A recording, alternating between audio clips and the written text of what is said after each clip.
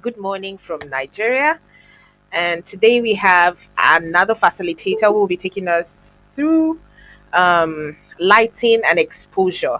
Very important aspect of filmmaking, especially for mobile filmmaking. We have Ahmed ElAssy, all the way from Egypt. He's going to be teaching us lighting and exposure. He's already online. As you can see, he's waving at you. Can you see him?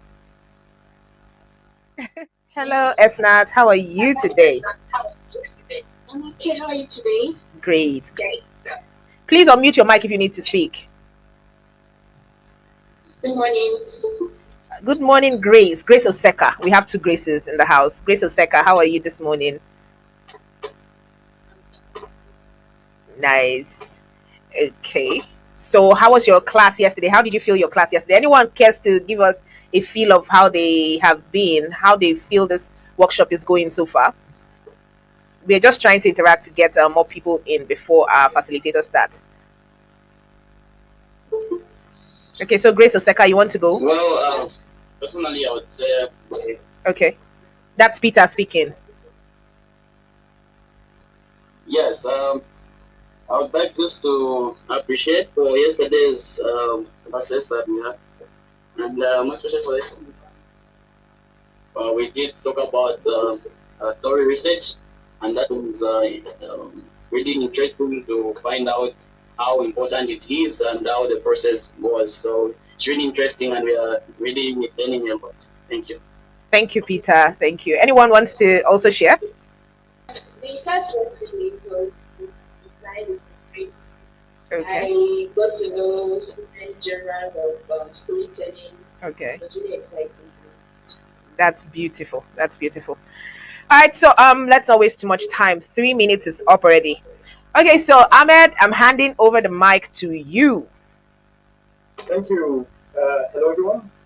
My name is Ahmed. I've just joined from Cairo. I'm going through covering the basics of light and exposure today. Those two topics are hence a little bit technical, so I will be going at a relatively slow pace, and I will also allow some time for questions and answers where we can go through some of the ideas and topics again and again so that we all come together. At the very end, I will also be sharing a few examples of pictures that I would like us to use as a way to exercise and look at them and try to understand how they look.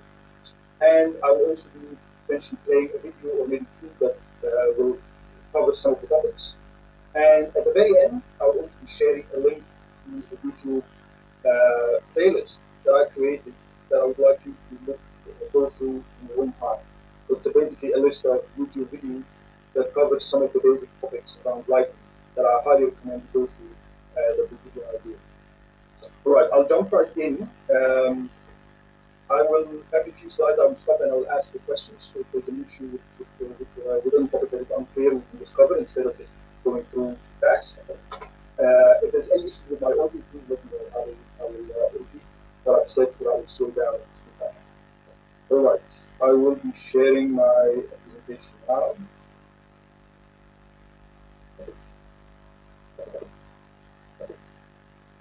Tell me when you can see PowerPoint presentation full screen. Yeah, we can see it. Awesome. All right. I will start with exposure. I've got a few things I would like to cover for exposure, and then we're going to go through lighting, hopefully covering the 2 hours. I will leave some time for Q&A, and then we'll do a couple of videos that I would like to say for you. Hopefully there's no issues with the connection. And at the end, I will also take a few things. All right. Let's start with exposure. I'm not sure if any of you have used your mobile phone for photos. I've been outside taking pictures in sunlight, taking pictures at night, taking pictures in the middle of the day, taking pictures early in the morning. You have already experienced what exposure is. So exposure is a phrase we use to mean a few things, but basically, ultimately, it's about how much light is going through the lens into the camera in your cell phone. How much light is going through. And light could be a lot of light, a lot less light, or somewhere in between. And exposure also means the tools we can use as cinematographers, as filmmakers, or as photographers, the tools we have to control the light, to make sure that we have enough light going in so that we, with our eyes, can see it the way we see it on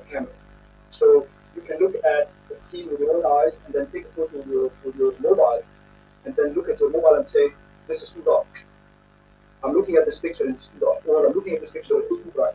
So through this presentation, I'll take you through what is exposure and how to control it, how to make changes to your camera phone, to your phone's camera, through whatever camera software you have on your phone, to actually adjust the amount of light going into the camera and the effect this will have. So the image that I'm showing here is basically taking us through what is over and under exposure. So if you look at this image on the right, it's too bright. There's a lot of light coming in. All right, thank you. All right, I'll drop into what the exposure controls are. So these apply to any camera in the world, whether you're using your cell phone or using a regular an electric camera that is $100,000. The technicalities are exactly the same. The way you can, those three things are the same regardless of the camera, which is good because now we're going to be doing this festival. We're going to be making movies using our phones. But in the future, if you pick up a camera, whether it's an SLR or a mirrorless camera or a cinema camera, you're going to learn the basics. The basics are going to apply no matter where you go and no matter what camera you use. And it's going to make you a better. So three things I'm going to cover: shutter speed, aperture, and ISO. Let's start with shutter speed. Basically, shutter speed is a very simple way of saying I've got two shutters, two pieces of plastic in front of the camera. They open and they close when I press the button. And when I press the button, those shutters will open, and when I leave the button off, they will close again. Now, shutter speed is basically the duration those shutters are open and closed. And they can open and close very quickly, or they can open and close in a very, very long period of time. And it depends on how much time you want it to open. This will have an impact on your image. So let's go through a few examples. If you look at the left, this is a very fast shutter. This is a 1/1000 of a second, like a very, very fast shutter, like less than the time you hear this click from my finger. 1/1000. On the right is 1/15th of a second. So it's a lot slower and a lot more time. So what does this mean? Well, it means a few things. One of them, if, for example, my subject is moving, let's say I'm taking a picture of someone who's walking from the left to the right. If my shutter is really fast, if I open it and close it very quickly, that person is going to look like they're standing still, like they're not moving at all. But if I open my shutter really long, like 1/15th of a second, or half a second, or even 1 second or 2 seconds, the whole movement of this person during the duration will look like this person is actually moving through the whole frame. Like it looks like this person is very blurred, like you see in this example on the right. So shutter speed basically controls whether the subject in front of you is actually sharp or blurry if they're moving. Let's say you're taking a picture of a car and that car is driving past really fast. If you want to make the car look like it's not moving at all, you will open and close the shutter very quickly. 1/1000 of a second, 1/500 of a second. This way you can make sure that the car will look like it's still, like it's not moving. But if you open the shutter much longer, the car will look like it's blurry, like it's moving through the frame. Now, the question here is, why would you want to open the shutter a lot longer? And what would be the situation that you need to do that? Now, the other thing that shutter controls is the amount of light going into the camera. So the longer the duration the shutter is open, the more light is getting into the camera. The shorter the duration, the less light is getting into the camera. So sometimes you're in a situation where you're shooting in the dark, you're shooting at night, and there's really not enough light. It's a dark scene, it's a dark image. If you open the shutter and close it very quickly, the image is going to look really dark. There's really not enough light coming in. So you would have to compromise and open your shutter a lot longer. So again, in the vision, which we'll cover again in the other slide, shutter speed controls how sharp or blurry the subject is if they're moving, and shutter speed also controls how much light is getting into the camera, which is ultimately what exposure is about. Okay? Any questions so far? No? All right. Aperture is another thing that the second and one of the most important tools used in exposure. So what is aperture? Aperture basically is an opening on the lens. So every camera has a lens attached to it that you see through, and that lens will have what is called an aperture, which is a way to close and open the opening through where the light comes in. Now, the numbers can be a bit confusing because they're using a mathematical formula, so you don't have to worry about it. After a while, you'll get used to it. But the smaller the number, the bigger the aperture, the bigger the opening. The higher the number, the smaller the opening. Now, you're thinking, why would I want to keep the opening small? Why not just open it as wide as possible, as big as possible, so to allow as much light as possible? Because as you can guess, the bigger the opening, the more light is coming in. The smaller the opening, the less light is coming in. But here's the important thing that you have to remember. If you look at the images above of this subject, this black, and the figure above the openings, you will see that when the opening is really wide, the background behind the subject is blurry. You can't really see any details behind it. When the opening is small, you can see a little bit more details behind the subject. This is what we call depth of field. So to explain this in simple terms, when you use a camera, and let's say you've got a subject right in front of you, your camera is focused on that subject. Your camera is trying to make the person in front of the camera in focus. Now, if you do not want the background to appear, you want the background to be really blurry, where only the face of the person is in focus and everything behind that person is blurry, you will open the aperture really wide. This is called a shallow depth of field. So basically, depth of field is the distance around the point of focus, which is the person's face, the distance to the front and to the back of that, to the focus point, that is also in focus. So just imagine you're taking a picture of a person, and that person has another person standing behind it and another person standing in front of it. If your camera is focused on the person in the middle and the aperture is really wide, the person at the front and the person at the back will look very clear.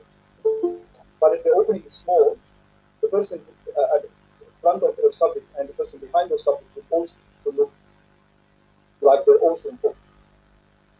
So let's take a scenario where you're shooting a video of someone sitting inside a small room, and they've got something behind it. They've got a cover behind them, or a wall, or a painting. If you want to make sure that the person is in focus, but the painting is completely blurry, you will open your aperture as much as possible. But if you want the person to be in focus and the painting behind them to also be still in focus, so that the person watching this image or this video can still see the painting, you will close your aperture more and more. I know this can be a little bit confusing topic, and it's one of the things that you can start with if you're teaching online. So you can ask me any questions you have. I can give you more examples.